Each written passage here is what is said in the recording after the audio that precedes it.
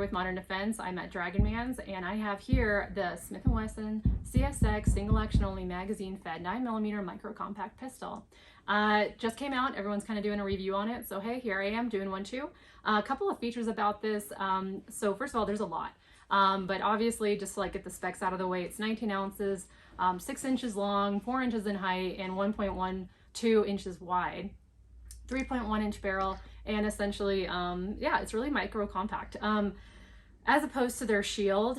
If you are a shield owner, or you just recently bought a shield, you might be like, dang it, I should have waited a little bit longer, because this has so many great features.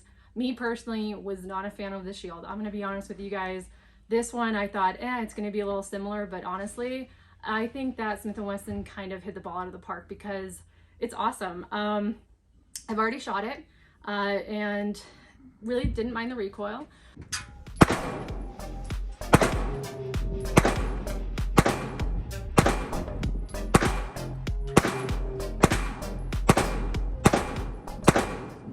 So, prominent features about it. It's single action only. It's going to have this hammer on it.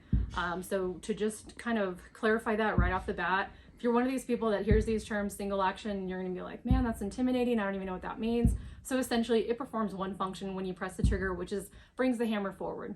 Double action only performs two functions. When you press the trigger, it's going to cock and decock the hammer. Double action only, it cannot act like a single action. So it can only perform two functions, whereas a double action can act as a single action, and you can manually bring that hammer back or not.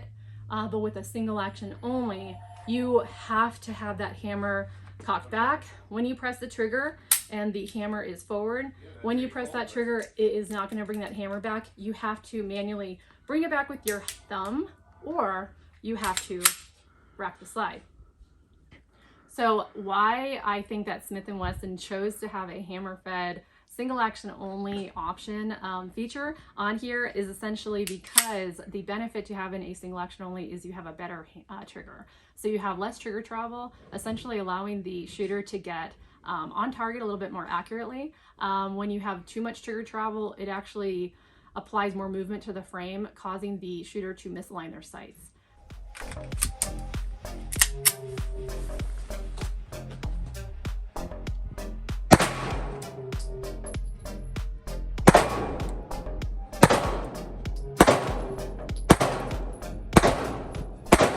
The trigger in itself, so it is really short trigger travel. It does have a really hard wall though. I think you're going to notice that, so that might be something that you don't care for, but I think that the reason why Smith & Wesson put that in there is so that because this hammer is back and if the safety isn't on, if you apply any subtle movement to the firearm, you do have that hard wall so that if any pressure is applied to that trigger, the gun doesn't just go off very easily. So as much as you may not like the hard wall, I think that that is kind of necessary to have in there.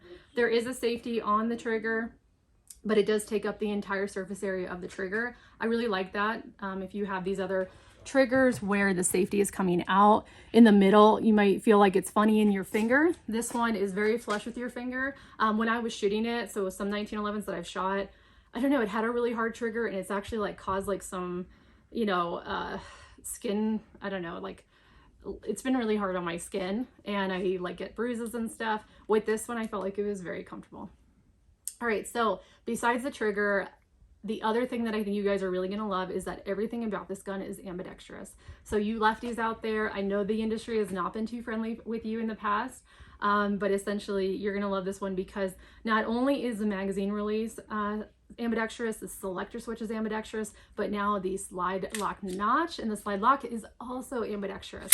So you have it on this side and on this side where you can lock the slide back from either side. So that's going to be a really big bonus and defining differentiating feature from all of these other EDC handguns out there, the SIG P365, the Hellcat, the Glock 43. None of those are ambidextrous on the slide. You can also bring this, switch it out. There's a different selector switch or drop down button in there that comes with your little bag, and you can just easily bring this over and make it left-handed friendly. Another feature about it, it does come with two different palm swell grip replacements, back straps. So essentially one's going to be a little bit thicker, going to allow for people with bigger hands to hold this more comfortably, have a little bit more texture on that larger palm swell grip, and comes with a smaller, slimmer, less texturized grip to replace it. So if you want like a slimmer grip with less texture, then you have that option as well. There's a little pin in here that just, you push it in here, the grip pops off, you put on the new one, and it clicks in place. So it's very easy. Other than that, the entire frame is going to be aluminum alloy, so it's not going to be polymer. It's going to feel very nice and solid. The slide is going to be stainless steel along with the barrel stainless steel. You do have some prominent sights on there. I will say that yes, some other handguns out there I think have a little bit better sights, but they're not horribly, and you have this live round indicator on the top of the slide. Another great feature that they put in here was that they wanted to add similar elements to the Easy Slide. So yes, it's not going to be as easy as the Easy Slide. When I first read that, I was like, oh great, I'm going to be able to just like rack it back with 2 fingers.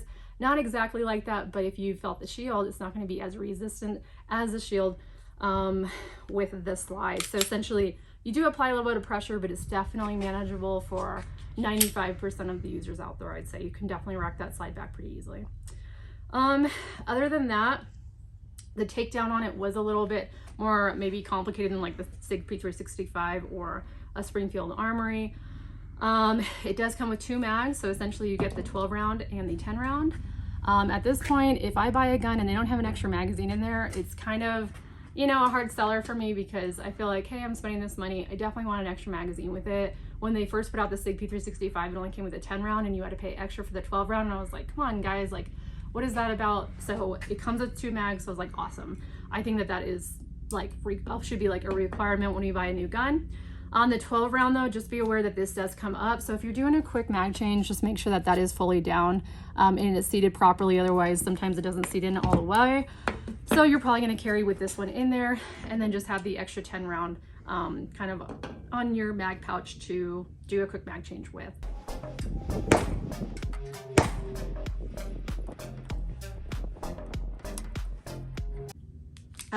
So that is it in a nutshell. If you want to compare it, I have a couple of other guns here to just kind of compare it, because I'm like, all right, it does have all these features, but would you really buy this over some of these other guns? And honestly, like at first I was like, look, I really love the SIG. I think the Hellcat has awesome sights on there. So with that, it also has the live round indicator. It also has grip texture. But basically the different features that really differentiate between these and a lot of other handguns that are already out there is that the Smith & Wesson CSX is going to be all ambidextrous, and it's going to have a really shorter trigger travel. So essentially, if you try this Hellcat, it has a long take up before it hits that wall, and then you begin to go back. So again, long take up, even on the SIG P365, long take up before it even hits that wall. So a really long trigger travel from the time that you start to press the trigger, from the time that you stop pressing the trigger. But on the CSX, it's just like no take up. You hear that wall, apply some pressure, and it's off. So I think that is really why they want it to be the single action only, to really allow for less trigger travel on there. You have all the ambidextrous nature about it, and you know, maybe if you're shooting it, you go and rent it out at your local gun store, you're going to find that, hey, your shots, your groupings are a lot better than maybe with these other guns. So there you have it. Hopefully you guys like my review, and we're going to go shoot it now. So I'll kind of incorporate some of the shooting into this video, but thank you for watching. If you got all the way to the end of this video, good for you. If you want to find this gun and you want to come out and buy it, this is something that you're looking for. MSRP is $609. MAP is between $545 and $565. So it's really not that expensive. It's definitely an investment piece though. So, you know, definitely try it maybe before you buy, or, you know, I think it's definitely worth it though. So it's not entirely expensive. Well, thank you for watching. We will be stocking these at Dragon Man's, so feel free to get down to Dragon Man's. We also have a shooting range that you can pay $12, no membership required, shoot all day. And be sure to like, subscribe, comment. I'll try to answer all your questions in the comments section. And what else? Yeah, if you want to take a concealed carry class, I am also an instructor and I offer the classes. You can sign up at moddefense1.com. Thanks for watching and have a great day.